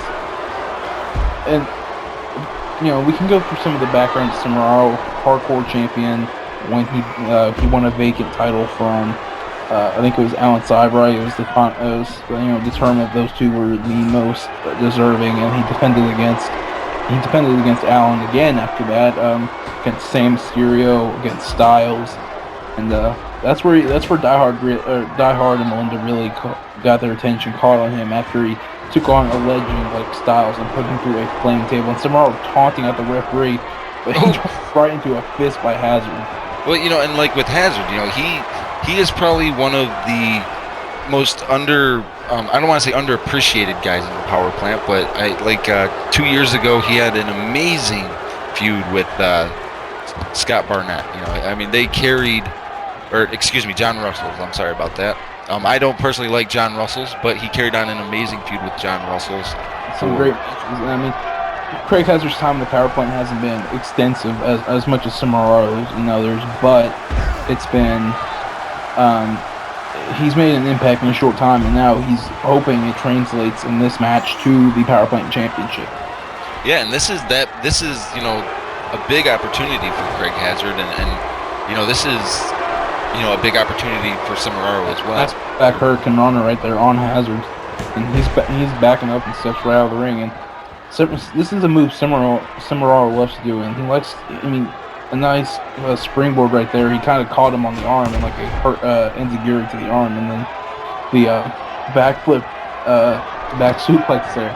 But Cimararo, he loves to fly, but what he prefers, what he really deep down likes, is technical. Oh, and he took a full dead run at the ropes and used that momentum to turn the lights out on Craig Hazard. Exactly, and still, you know, Craig Hazard was able to kick out, which in its own, you know, in this type of high pressure situation, to be able to do that's something.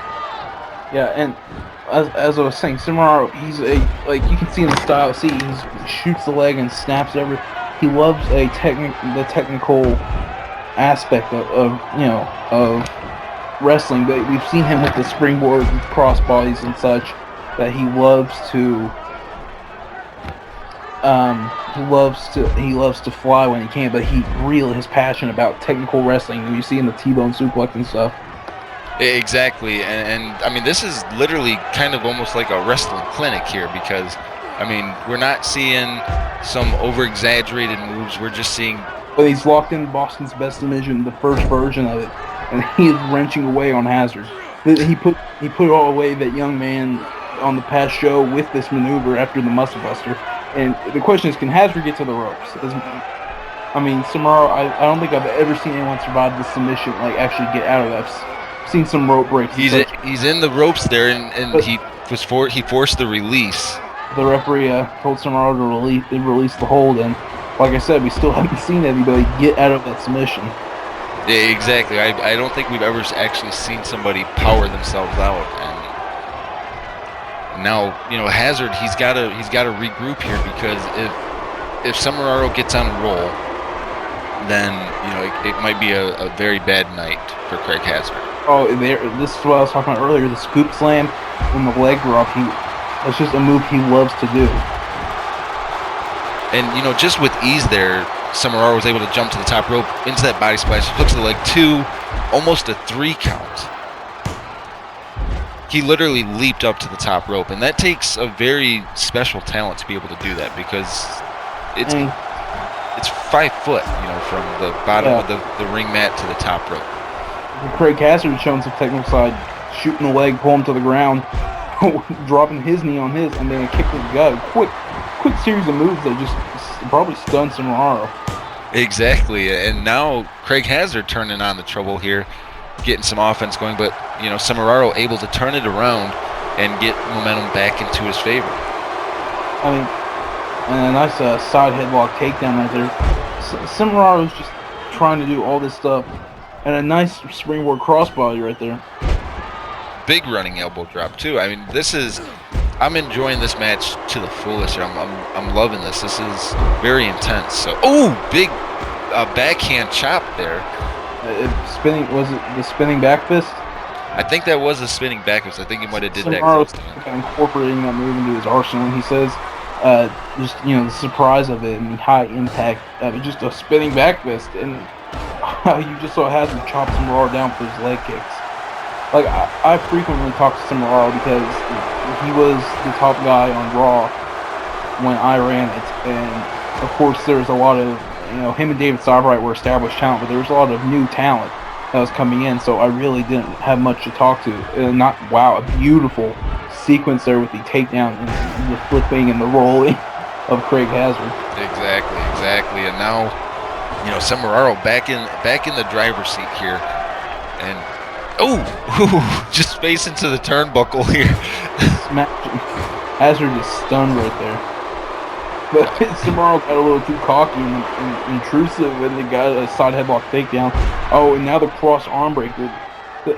Hazard's been doing some moves to work over the arm, but it wasn't enough because it looks like Samuraro is fighting out of it. Yeah, exactly, and I mean, this has been and this match is still pretty young. I mean, we're not even 10 minutes in yet, and this matchup is having lots of back and forth in it. Samuraro's looking great. Craig Hazard, you know, he's having his moments. He's got to get into that flow that we see him get. He's got to get his extended sequence of offense, and we've seen a little more high flying. Oh, he reversed the flying knees that Samuraro likes to do. An inverted Frankensteiner stubbing the neck of Samuraro. That's a deadly move. Exactly, into the cover 2.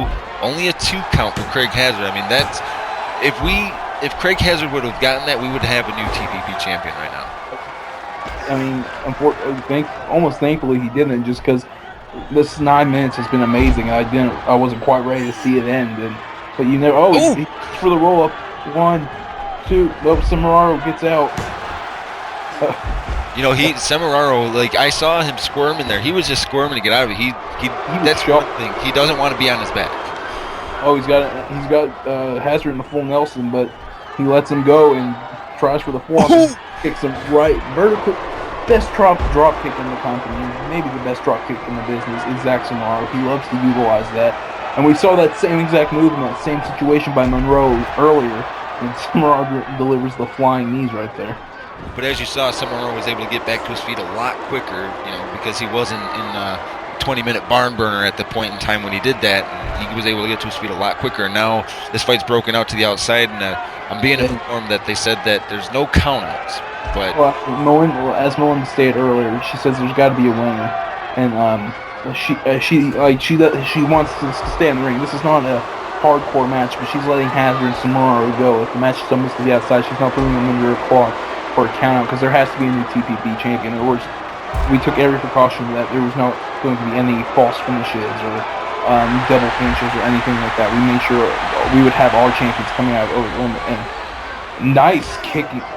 Hazard, if I have to say, he's got beautiful sequences. It's not just one sequence he loves to go to like some wrestlers. And some are Langdon Sane, some are a couple guys included that they're great in the ring, but they really only have 1, 2, 3, 4 sequences length.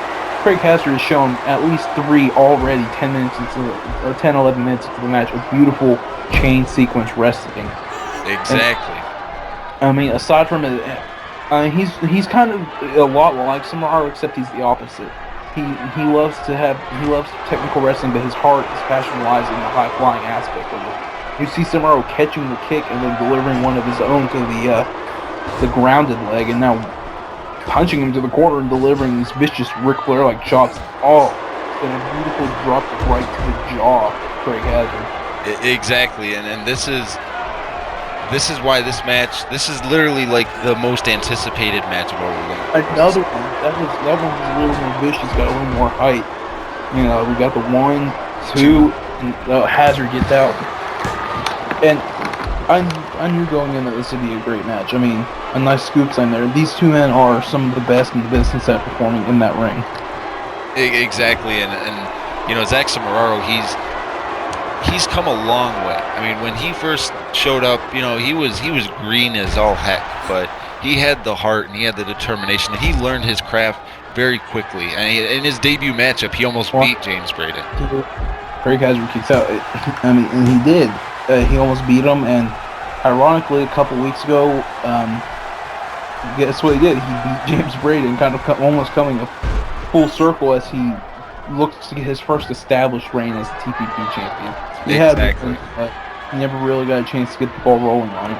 Exactly, and now Craig Hazard trying to take this one to the ground and, you know, keep things in his favor and whipping Samararo into the ropes. He catches and wait, no, Samararo reverses.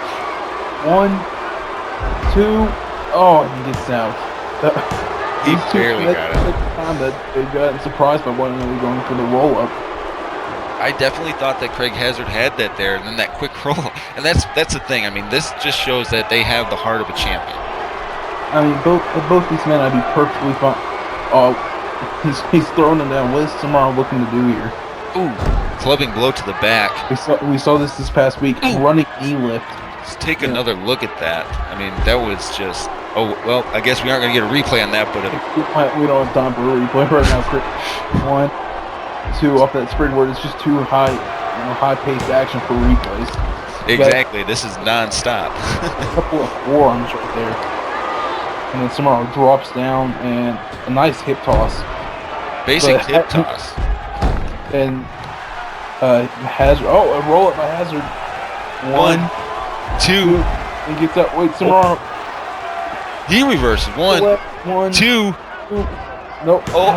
Oh my gosh. Hazard rolls through. He's got a schoolboy. 1, 2. Oh, and Samaro gets out. What is? Oh my god. We could have just seen a new PowerPoint champion in any one of those sequences, and we're only 14 minutes into this match. My god. Oh, it's Samaro. He rolls through with a rolling cross arm breaker. He hasn't really worked the arm, but Hazard tried this move earlier. And he's got Hazard so close to the ropes. I mean, we're close enough to where I think it should be a rope break, but his foot's not quite there. It's just out of reach. If he would stretch out his foot, it'd be a rope break. But instead, he's sitting there trying to fight the submission, not being aware of his surroundings. But he does get out of the submission. I think if it would have been a few moments longer, I think he might have actually ended up submitting there. Yeah, I mean, Samara hasn't been working the arms, but that doesn't. A submission, it hurts. Exactly, and he was wrenching that arm trap there. From working on the legs and that leg clip followed by that he's just meticulous. Samara loves, no matter what the opponent's size is, he loves working over the legs no matter what, because it makes it hard for him to perform. They can't lift. Oh, ooh, another reverse Frankensteiner. I say that, and he drives the neck versus the mat. It makes him hard for him to get vertical, doing maneuvers like lifting for suplexes and such. Well, now, Craig Hazard trying to keep working on those arms. Off the ropes goes Hazard. Big kick right to the face. Right to the face of Samararo. And the funny thing is, like, I know that these guys talk, and wait, somebody's looking for something. So looking for the T-bone suplex? Oh! Jeez. That shoulder meets the elbow, and that can hyperextend your leg. It could tear your ACL, your MCL, your lateral collateral muscle, your which is your LCL. It could just, you never know what those type of moves will do. And Samararo's got a camel clutch locked in here on Hazard. I think what Samararo is doing right here is I don't think he's looking for the submission. I think he's just looking to wear him down. It's wearing it. Hazard, he's only got half locked in. Hazard's calling for the rope. he's making Hazard work for it. He's wearing him down. He's doing all this, and Samaro releases the hold just before he gets to the rope, so to try and get a sort of a jump on it, but it doesn't work out as Hazard is right on top of him. And like I was saying, I mean, I know that, like we said, there's no animosity between them. I mean, they may not be, like, best friends, but there's no animosity. Sure they're not. I mean, they're... Oh!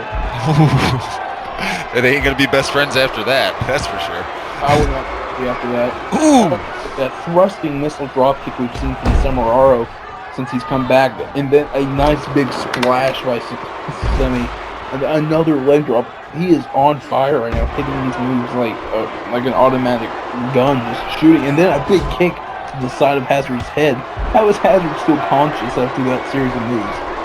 I couldn't begin to tell you. I mean, it's these guys, no quit attitude, and now we've seen this before from Samararo, but the flurry of knee strikes. There's the third one right there, and he's lining them up for the big boot.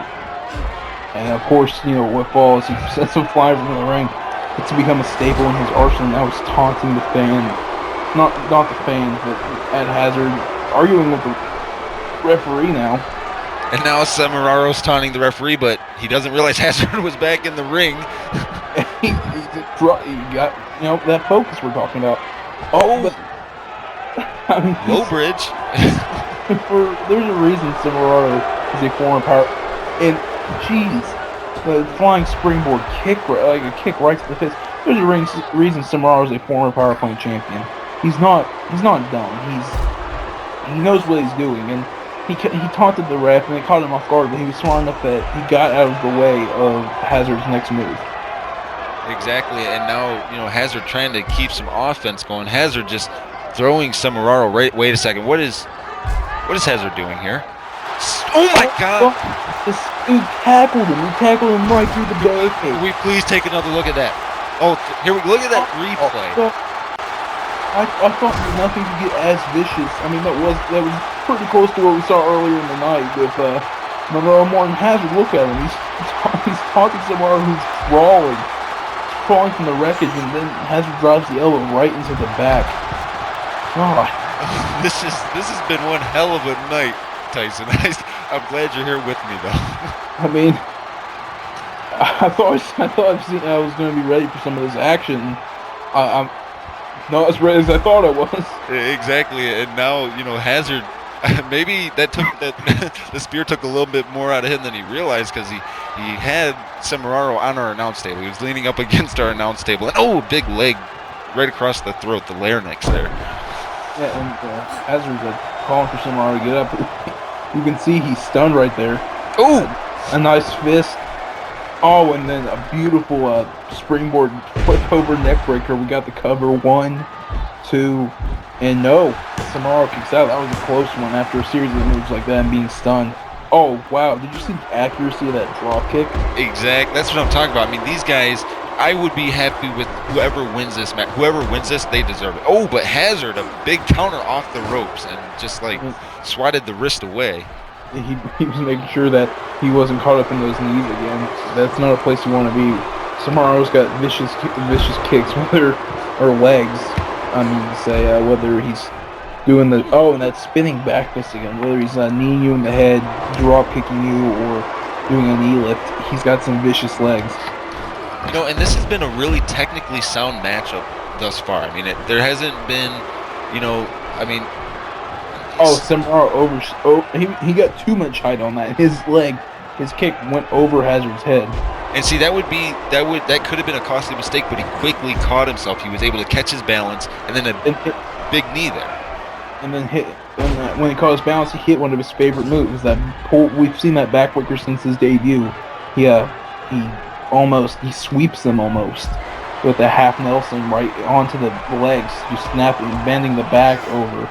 And Hazard misses and gets caught in a rolling forearm, a rolling punch. Couldn't really tell from this angle. Samararo's going for a cover off that move. 1, 2. Hazard gets the shoulder up. These two men, they're tired in the same sense that Moore and Monroe were, but it's not from being destroyed. It's from being there's been so many more near falls, and oh my god, a big moonsault by Hazard right there. It's just He should have went for that. He should have went for the pin there. I think that drove all the wind out of Samuraro's, lungs. I mean, I guess he's got something else in mind, and we've seen this before, and we're gonna see it again. It's gets planted in the mat by that arm lock spinning clothesline, but he goes for the cover, and Samuraro, I mean, I guess he was a little worried because he just pulled a little dirty move out of the playbook. That patent power slam by him. Samuraro, another, like you said, another standing leg drop. I mean, he works those into his arsenal very well. I mean, he said he's going to incorporate it more. I just don't see how much more you can incorporate it into his moveset. What's he doing? Double underhook suplex. Jeez, oh Pete's. That double underhook suplex off the top rope. 1, 2, you gotta think this is it. No, Hazard kicks out. I mean, it's an impressive display by both men, but I think Samuraro's got the advantage so far throughout this match. Like a snap front face lock, hit toss like suplex. Not really sure what you would call that. No, Samuraro scoop slam, and then signature leg drop there. How many leg drops has he gone through this match? It's close to 7. Exactly, and then I mean he drops all his body weight with running momentum. You notice how he never. Oh my God! Nowhere, Samuraro. 1, 2, 3. Oh my God! My boy. Oh wait, Craig Hazard. He's looking for that vertebraker. The vertebraker. Do we have a new power plant champion? He's got to get the cover. Shoot the leg. 1, 2. Oh my God! Hazard. Wow. And both men get right up and tie up after the T-bone and after the vertebraker. And then that spinning punch again on Hazard. This is what it's all about. These two men somehow tosses him. Oh! The vertical leap. He literally jumped over the... This is our table. It is our table, but I'm still in shock over he jumped straight over the rope with his swanton type maneuver. Wait, hey, Hazard, this is our, Samuraro, this is our table, what are you doing? Oh! Can we see that again? Look. Oh! And now our announce table is completely broken. And then Samuraro just picks him up and drives him. My God, like, I'm not concerned about the table. I'm glad me or you didn't get crushed, but Hazard's got to be done. I don't think I can find Samuraro for that one. Oh, with the flying crossbody. 1, and Hazard's done. 2, oh my God. I thought we had a new power plant champion. I thought Samuraro was going to be the 2-time champion after that, and beautiful Russian leg sweep right here. Like I was saying, I don't think I can find Samuraro for this one. I don't know if I can find it during this exciting of a main event match, Well, I mean, I'm sure he got caught up and was trying to find a way after the T-bone didn't work to put Hazard down. And even putting Hazard through the announcers table did not work. So now he's gotta think of something that's gonna work. Hazard survived the Boston's Best Submission, the first version. He survived the T-bone suplex. He survived the DDT through the table. I don't know what Samuraro's going to have to do to win this match. Exactly. I don't know what he's got left. And Hazard, he's fighting for survival. He's fighting for acceptance here because he wants to be the champion. I mean, now he's taunting the fans, the referee, and Samuraro, most importantly. Exactly. And just wrapping his legs around the head and the neck and then elbowing him on the top of the head. And now, again, this matchup back and forth, and catches him with that knee to the lower back and then the neck breaker. And now he's going to work on that arm again with the cross arm breaker. We saw this earlier, but Samuraro fought out of it relatively quickly. Here we go. He's wrenching on it. Samuraro is not moving around. He's in pain. He's in pain from this hold. Yeah, I mean, this move could snap your arm right in half. We've seen mixed martial artists do this move to people they fought in the ring, and they put them away in seconds. Exactly. Oh, another big spinning back fist there from Samuraro. Kick to the abdomen. A scoop slam. Is it going to be another leg drop? I think we're up to 8. Oh my God. These leg drops are just vicious. And that signature backbreaker again, he's working over Hazard, and I mean, if you showed another power slam, dear God, if you showed a chart of this match, I'd say it's about 55 Cimararo, 45 Hazard. Exactly. I mean, this has been one of the best, power plant championship matches I've seen in a long time. Nice arm drag right there by Hazard, and Hazard goes again to working on the head with the leg scissors and driving the elbow right into the top of his cranium, and then that actually was not a low blow, believe it or not. He flipped the leg. Yeah, exactly. I was trying to get the words out there, and he goes for the cover after the spinning back fist and gets a 2 count. Right as he got to his feet with the springboard kick, 1, 2, and Hazard kicked out again. I mean, these balls are getting closer and closer, and a nice trip up there. And another seated big boot on the ground there. And then, nothing fancy about the kick to the abdomen. There's nothing fancy about that. Hazard whips him into the corner. I mean, Cimararo's hit him with almost, I think, a nice shining wizard knee into the corner right into a block. Cimararo's hit him with about every move, every big move he's got in his arsenal. I can't think of another move that he has that puts Hazard away. Exactly, and Hazard, he's got that vertebraker. He's done that once. He may have to hit that shooting star press. I mean, and it's an impressive feat. I don't know if he's got the stamina after this, this beautiful 27-minute match. And you see Cimararo holding his arm. I think it's starting to go nuts. It probably is. 27 minutes into this match, and Hazard's legs are probably just as numb as Cimararo's arms. And Hazard, I don't know if he'll have the stamina throughout this match to go up and hit his big time move. Exactly, and now Cimararo overhead belly to belly. I mean, that had some amazing height on it.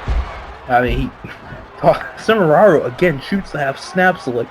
Cimararo has a limited list of maneuvers that damage the leg that he's very well at executing, but he has no shame in performing those. Oh, another 1, 2. Oh, Hazard kicks out. Oh my! This is intense. Another drop. I mean, that's 2 T-bone suplexes. What else does Cimararo have to do? And he clips the leg. I think Cimararo might just pull a figure 4 out or something like that to end this, because I can't think of anything else that he needs to do. He's been working on the legs, and Hazard with the vertebraker. He's got him up. Got him and drops him on the back of the head there. This has got to be it. I mean, he got the cover. 1, 2. New power plant. Oh my God. And so, can you say match of the year? I mean, it's the end of the year, so this match might be it. They're trading. Dear God, it's a hell of a and spinning kick. I mean, those type of moves have to be hurting Hazard at every turn because of the damage that can't feel good. Quick roll up. 1, 2. Oh, Hazard reverses. Up again. 1, 2. Oh, Sony. 1, 2. Hazard reverses. 1, 2. Oh, man, these 2 men, and then Cimararo gets up and floors him with the clothesline. What's Cimararo looking for here? What else can he do? Whips Hazard into the ropes. Oh my God, a big power slam there by Zach Cimararo. I mean, it's one of his big moves. He's trying to hit all these high impact moves at this point, because what else has he got? He's delivering a nice chop. What else can Cimararo or Hazard do? They both hit the vertebraker and the T-bone suplex. I forgot about this. Is he going for the muscle buster? Oh my God, he's got him up. Oh. He drops him next person to the mat. Is this it? Is Hazard? We got a replay here. Is this going to be it here? He's taunting Hazard. He's pumped up. Is this the final match? New champion. 3, and we have a new TPP champion in the form of Zach Cimararo. And an interesting fact I prepared: he is the only man to win this championship twice, besides Die Hard. The only man in the power. Oh my God! After the barricade, after the announcers table, after with Dyer trying to decide. Yeah, exactly. Dyer trying to to take him out of this tournament at every turn. The gold knuckle and brass knuckle, whatever shot by Graham, the attempted TCO beatdown. Jackson Morrow comes through it all and is the power plant champion. This is the way that it should end. Either way, you can't take anything. Nobody can take anything away from either. Both those men poured their blood, sweat, tears, guts, glory, everything right into that ring. That was we saw the brutalness of the Jordan Moore False Count Anywhere Monroe match, but that match to me was match of the night because the emotion that all these wrestlers poured into the ring. Exactly. You can't take anything away from any of these phenomenal wrestlers. And folks, we are almost